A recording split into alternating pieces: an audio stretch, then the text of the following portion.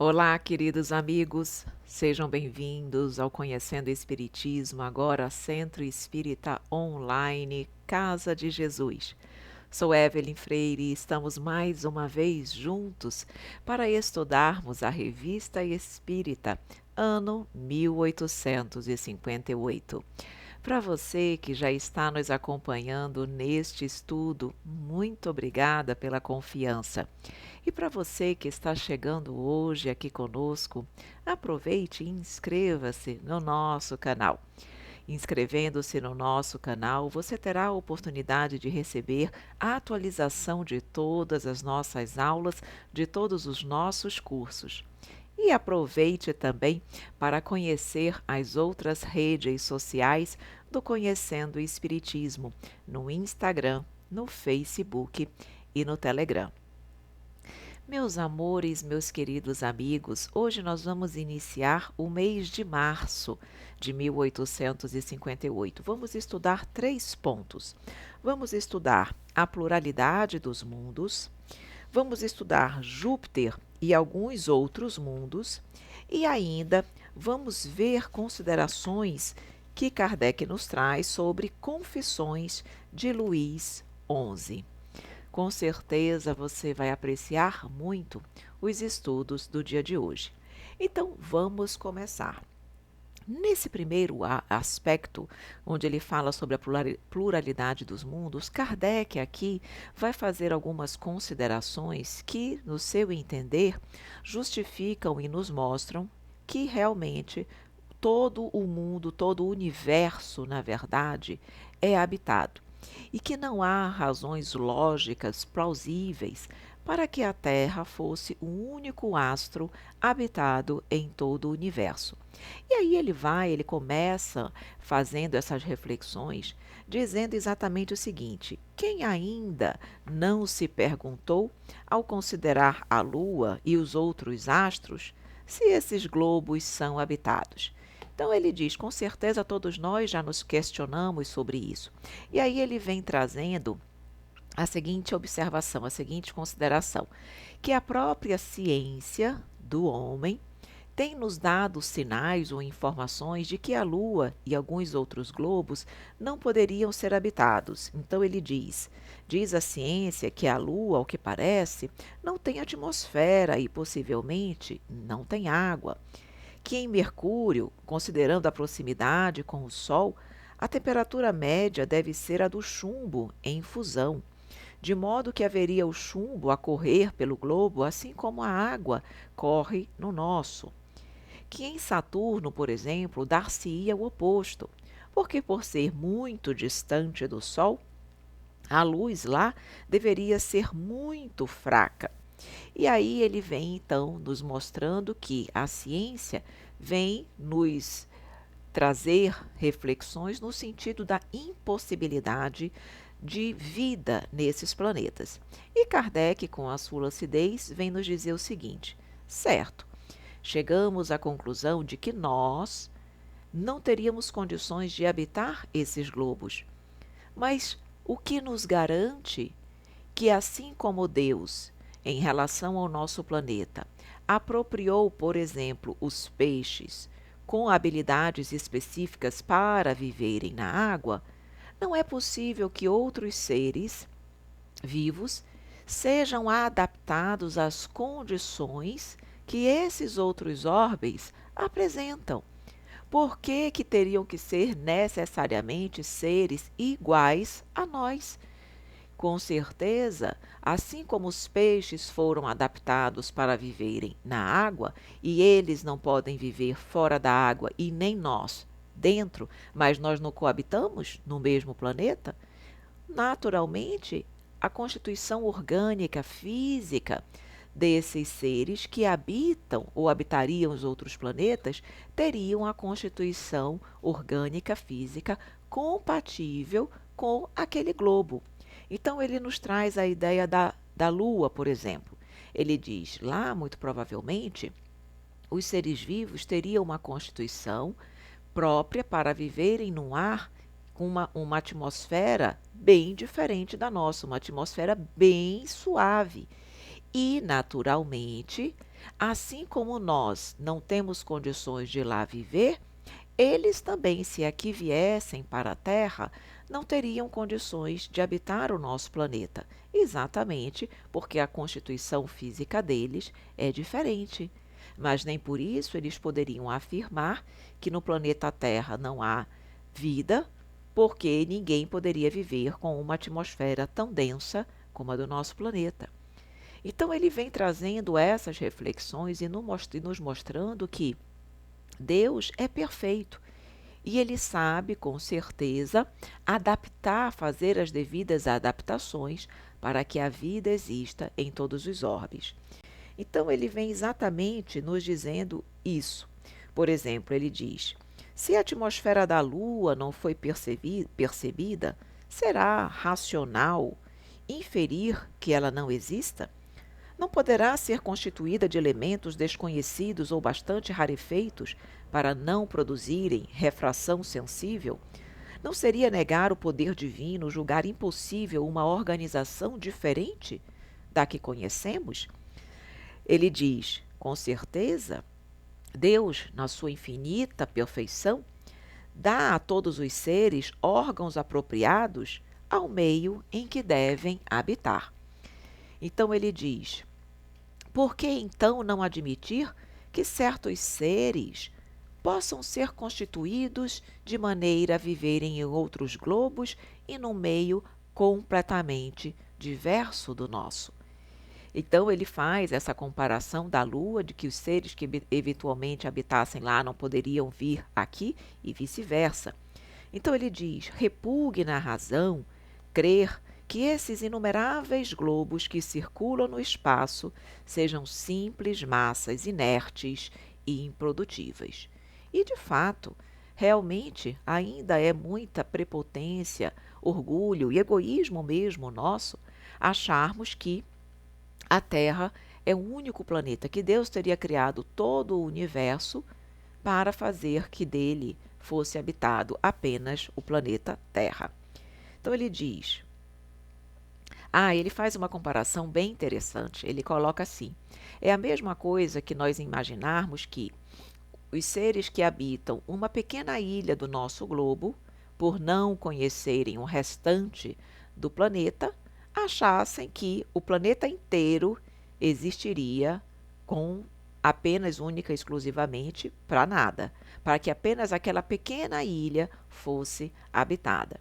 Então ele diz: porque a Terra, pequeno globo imperceptível na imensidão do universo, que não se distingue dos outros planetas, nem por sua posição, nem por seu volume, nem por sua estrutura, pois nem é a maior, nem a menor, não está no centro nem nos extremos, porque, dizia eu, entre tantas outras, seria ela a única residência dos seres racionais e pensantes.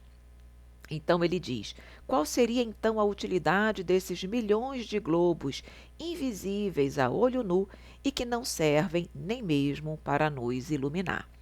Então, após ele fazer todas essas considerações, ele diz: chegamos, portanto, à conclusão da pluralidade dos mundos habitados. Chegamos a concluir pela pluralidade dos mundos.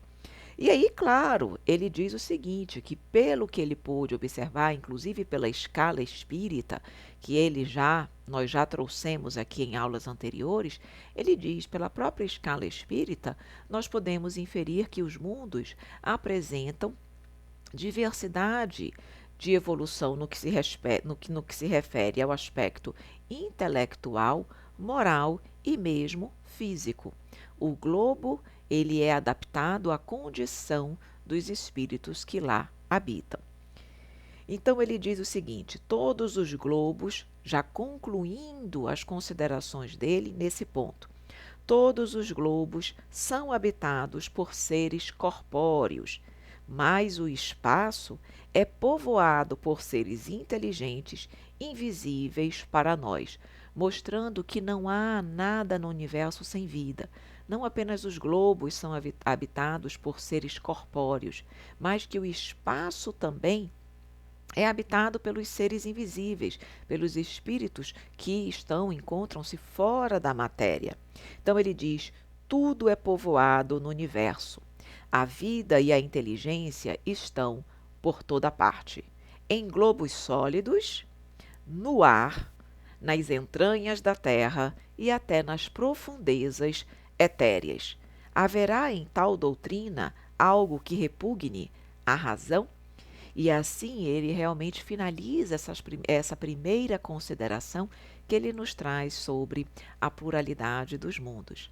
E na sequência, já claro, considerando essa condição, ele vai examinar a condição evolutiva de Júpiter e alguns outros mundos.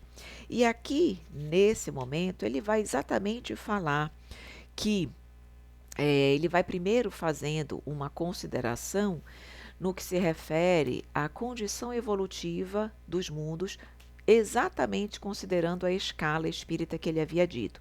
Ele vai falar aqui um pouquinho mais na sequência desse tópico sobre a condição evolutiva dos planetas do nosso sistema solar.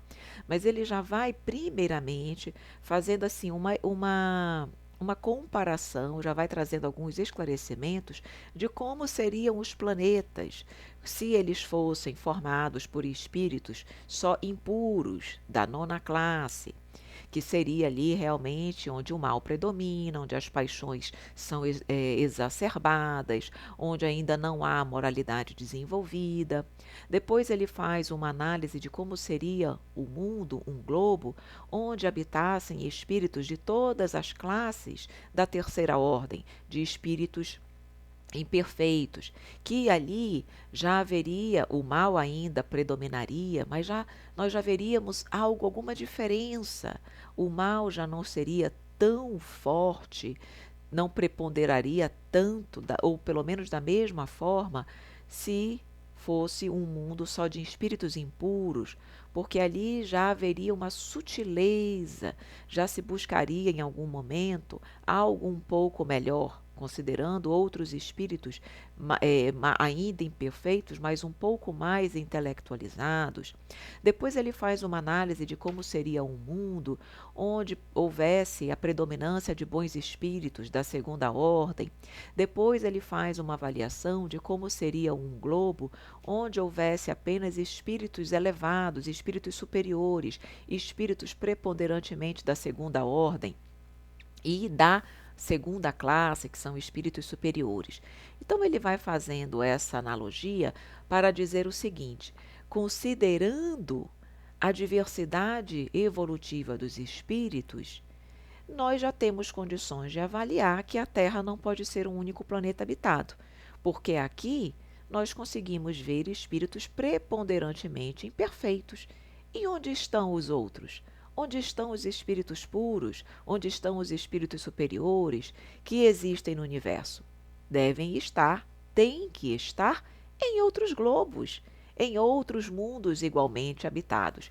Então ele faz essa interpretação, esse raciocínio também para reforçar a ideia da pluralidade dos mundos habitados.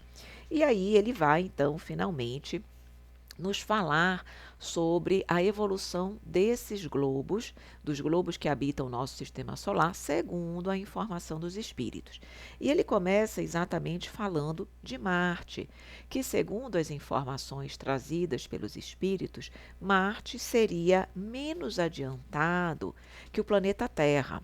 Diz aqui que os espíritos ali encarnados parecem pertencer quase que exclusivamente à nona classe de espíritos impuros, de sorte que realmente um daqueles quadros que ele comentou, quadros que eu digo que é dessas comparações de mundos que ele fez, seria o que se aplicaria a Marte, onde haveria a preponderância das paixões, onde na verdade, os espíritos se preocupariam apenas em suprir as suas paixões inferiores, as suas necessidades mais primárias, enfim, quando ele fez aquela análise de como seriam os mundos segundo a escala evolutiva dos espíritos. Aqui, em relação a Marte, você que já estuda a doutrina espírita há um certo tempo, sabe que existe aí dentro da doutrina espírita uma divergência, dentro da literatura espírita, uma divergência no que tange a Marte.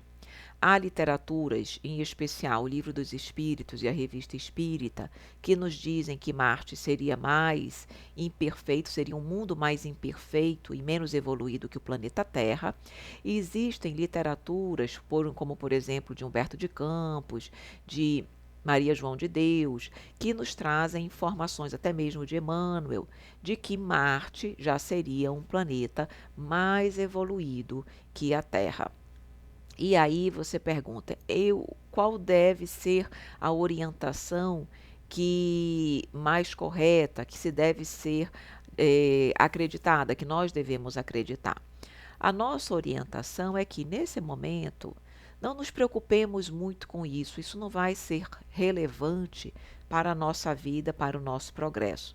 O que é importante nós sabermos é que existem essas duas vertentes e, com certeza, no decorrer da evolução, no decorrer do tempo, mais e mais espíritos virão se pronunciar sobre essa temática, fazendo com que nós possamos entender como correta a postura trazida nesse momento de que Marte é mais inferior ou o inverso.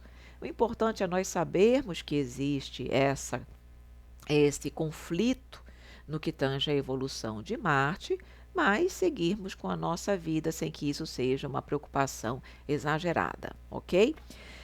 Conquanto exista esse questionamento em relação a Marte, não existe em relação aos outros planetas. Então, diz aqui que, segundo, depois de Marte, seria Terra, o planeta que viria acima na escala evolutiva. Depois viria, nessa sequência, Mercúrio e Saturno, que viriam depois de Marte, dizendo que a superioridade numérica de bons espíritos lhes dá preponderância sobre os espíritos inferiores. Por isso, Mercúrio e Saturno apresentam uma ordem social mais perfeita, relações menos egoístas e, consequentemente, condições de existência mais feliz. Depois de Mercúrio e Saturno, os planetas mais evoluídos do nosso sistema, dos astros, vamos colocar assim, seriam a Lua e Vênus. Então vejam aqui que ele coloca a Lua como também um astro habitado. Diz que seria a Lua e Vênus, que seriam ambos mais ou menos do mesmo grau, mas sob todos os aspectos mais adiantados que Mercúrio e Saturno. Depois, nos traz que os outros dois globos mais evoluídos e que apresentam praticamente a mesma condição evolutiva seriam Urano e Netuno. Ele diz o seguinte, que Urano e Netuno seriam ainda superiores à Lua e Vênus. E ele diz que é de supor que os elementos morais destes dois planetas, Urano e Netuno, sejam formados das primeiras classes da terceira ordem e da grande maioria de espíritos da segunda. Então vejam, primeiras classes da terceira ordem e de grande maioria dos espíritos da segunda ordem. Então, preponderantemente espíritos bons, ok? Mas haveriam ainda terceira ordem, são os espíritos imperfeitos, mas ele diz, as primeiras classes são aqueles espíritos neutros, que nem fazem o mal e nem fazem o bem, certo? Então, você vê que são espíritos ali já propensos ao bem, ok? E por fim, de todos os planetas, ele coloca aqui que o mais adiantado em todos os sentidos é Júpiter, que é o reino exclusivo do bem e da justiça. Só lá só tem bons espíritos. Segundo o que nos consta, Júpiter é formado por espíritos superiores, que são os espíritos da segunda classe. Ali, os espíritos mais evoluídos dentro da ordem de bons espíritos. E aí ele vai nos trazer aqui a constituição, vai nos trazer exemplos de como é a vida em Júpiter.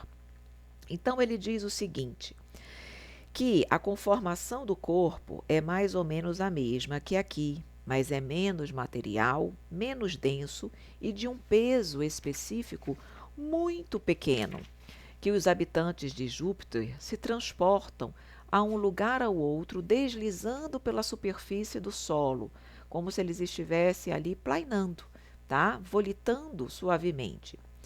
Diz o seguinte, que esse deslizamento pela superfície do solo é quase sem fadiga, como o pássaro no ar ou o peixe na água. Diz que o corpo, quando há a morte, o corpo se dissipa-se após a morte, sem a submissão à decomposição pútrida que nós observamos aqui. Diz que a alimentação lá é composta essencialmente de frutos e plantas, mas que eles também, através do meio ambiente, através das emanações nutritivas que eles aspiram do meio ambiente, eles também se alimentam, que é a alimentação que nós colocamos como alimentação cutânea. Através da respiração, eles conseguem se alimentar. A duração de vida lá é muito maior do que na Terra. É algo em torno de 5 dos nossos séculos, ou seja, vivem em torno de 500 anos. A infância lá, para vocês terem uma ideia, dura apenas alguns meses do nosso tempo aqui. Eles ainda nos informam que a comunicação deles é essencialmente pelo pensamento, que embora eles possam articular, não exclui a linguagem articulada, mas é essencialmente pelo pensamento. E que a segunda vista lhes é uma faculdade permanente. Então, a vidência que nós conhecemos aqui para algumas pessoas, lá é uma faculdade permanente, constante, de todos os habitantes de Júpiter. Diz aqui, seu estado normal pode ser comparado ao dos nossos sonâmbulos lúcidos. Vejam que interessante. E eles ainda trazem, aqui Kardec ainda traz uma informação sobre os animais de Júpiter. Diz o seguinte, que o corpo dos animais mais material está preso à gleba, está preso ao solo, como o nosso. Sua inteligência é mais desenvolvida que a dos nossos animais. A estrutura de seus membros adapta-se a todas as exigências do trabalho. Lá, os animais são encarregados da execução das obras manuais. São os servos e os capatazes. Eles fazem os trabalhos físicos, os trabalhos braçais, porque lá as ocupações do homem são puramente intelectuais. Para eles, o homem é uma divindade, mas uma divindade tutelar, que jamais abusa de seu poder para os oprimir. Então, lá, os animais é que fazem os trabalhos braçais, que aqui no nosso planeta ainda são feitos pelo homem. O que mais que ele diz aqui? E ele ainda fala da arquitetura de Júpiter. Ele nos fala que o espírito Bernard Palissy, que viveu no planeta Terra no século XVI e que atualmente habita em Júpiter, ele trouxe alguns desenhos das habitações, das arquiteturas de Júpiter, através do médium Victorien Sardou. E essas imagens você tem condição de achar na internet. Se você, por exemplo, pesquisar fotos, arquiteturas, construções de Júpiter, fotos de Júpiter, você vai encontrar esses desenhos que foram trazidos por Bernard Palissy, e aí você vai ver, por exemplo, a casa de Mozart, aparece lá Mozart, é outro espírito que habita atualmente em Júpiter. Enfim, você tem condições de acessar esses desenhos e você vai perceber, como ele diz aqui, é um gênero de arquitetura indescritível, tão original e, entretanto, tão harmoniosa, de uma ornamentação tão rica e tão graciosa, que desafia a mais fecunda imaginação. Realmente, é uma arquitetura completamente diferente, difícil de explicar para vocês, só realmente vocês pesquisando e analisando e vendo direitinho essas informações. Mas é muito interessante, não é difícil de vocês acharem na internet. E aí ele finaliza dizendo, o planeta Júpiter a despeito do quadro sedutor que nos foi dado, não é, entretanto, o mais perfeito dos mundos, porque ele é considerado um mundo feliz, mas ainda existem os mundos celestes, que são as moradas dos espíritos puros. Então ele mostra que por mais que Júpiter seja assim um mundo já maravilhoso, ainda há outros orbes mais evoluídos.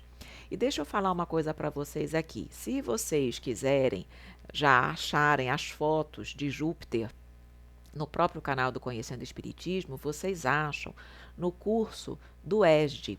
O ESD 1, Estudo Sistematizado da Doutrina Espírita, tomo 1, só vocês procurarem essa playlist lá, tem uma aula, dentre as várias aulas que compõem esse estudo, existe uma aula que fala exatamente sobre a pluralidade dos mundos habitados.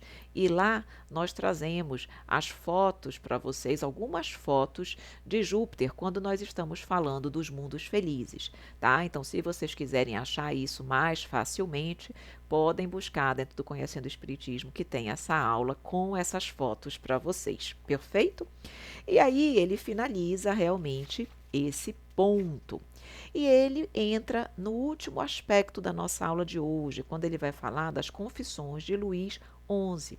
Aqui, ele vem no primeiro momento falar o quê? Falar da médium que trouxe essas informações, que foi exatamente a senhorita Hermance Dufour, que na época ela tinha 14 anos. Lembram que nós falamos também sobre essa situação quando falamos sobre a biografia que foi trazida pelo espírito de Joana d'Arc, também pela médium Hermance Dufour? Pois é, ele vem falando as mesmas considerações, que algo que chamou muita atenção de todos, primeiro, foi a rapidez da execução com o qual ela trouxe essas informações. Ele diz aqui, Kardec diz, bastaram 15 dias para que o espírito ditasse a matéria de um grosso volume. E em segundo lugar, ele coloca a lembrança tão precisa que pode um espírito conservar de acontecimentos da vida terrena. Então, impressionou que o espírito de Luís XI não apenas trouxe tudo muito rapidamente, num prazo de 15 dias, como ele lembrava de detalhes, situações muito específicas, como ele conseguia recordar tudo, tantas coisas, tantas informações que aconteceram durante a sua vida terrena. Kardec nos diz aqui que esse livro, diferentemente da biografia de Joana d'Arc, até naquele momento não havia sido publicado, tá? E que ele fazia votos de que realmente essa publicação viesse a existir. Mas ele diz o seguinte, que independente disso, independentemente de ter ou não sido publicada, ele retirou uma parte dessas informações trazidas por Luís XI e é exatamente isso que ele coloca aqui. E o que ele escolheu para comentar foi exatamente um fato que na história do reinado, da história de Luís XI, é questionado pelos historiadores, que é exatamente o fato de Luís XI ter dado ao conde de Charolais a tenência geral da Normandia. Os historiadores questionam no sentido de que confessam que não compreendem como um rei que era tão grande político cometeu um erro tamanho, porque esse conde de Charolais, ele não era, não, primeiro que ele não era amigo de Luís XI, ele não era confiável, ele era uma pessoa perigosa, uma pessoa que para o reinado ele era, segundo o que nos conta aqui a própria biografia de Luís XI, era uma persona não grata. O Luís XI não gostava dele. E aí os historiadores dizem, por que ele deu então a tenência geral da Normandia? Por que ele teria cometido esse erro? E aí veio nessa parte da biografia trazida pelo Espírito, onde ele diz o motivo pelo qual ele fez isso. E o motivo foi o seguinte, na verdade, Luís XI havia arquitetado o envenenamento desse conde de Charolais. Só que, por uma razão que aconteceu aqui, ele vem contando, o conde de Charolais foi, na verdade, chegou ao conhecimento dele esse plano de Luís XI, porque o que aconteceu? A pessoa que Luís XI havia contratado para realmente fazer o envenenamento e tudo direitinho, a pessoa que ele até coloca aqui, quem foi chamado para providenciar isso foi, ele diz aqui, o despenseiro do príncipe chamado Jean Constant. Jean Constant foi a pessoa, então, que Luís XI contratou para que o veneno fosse providenciado.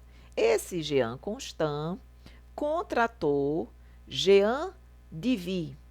Jean Divy foi até a Itália, fez o veneno e voltou. Quando Jean Divy voltou para receber a remuneração pela contratação do veneno, Jean Constant, que deveria pagar Jean Divy, não pagou. Aí o que aconteceu? Jean Divy ficou com raiva e disse que iria se vingar de Jean Constant. E aí o que aconteceu? Jean Divy procurou o conde de Charolais e disse: Conde de Charolais, eu fui contratado pelo Jean Constant para enfim, promover ou buscar fazer um veneno exatamente para causar a sua morte. Aí o que aconteceu? Jean Constant foi preso e quando ele foi interrogado para que ele dissesse quem havia contratado ele.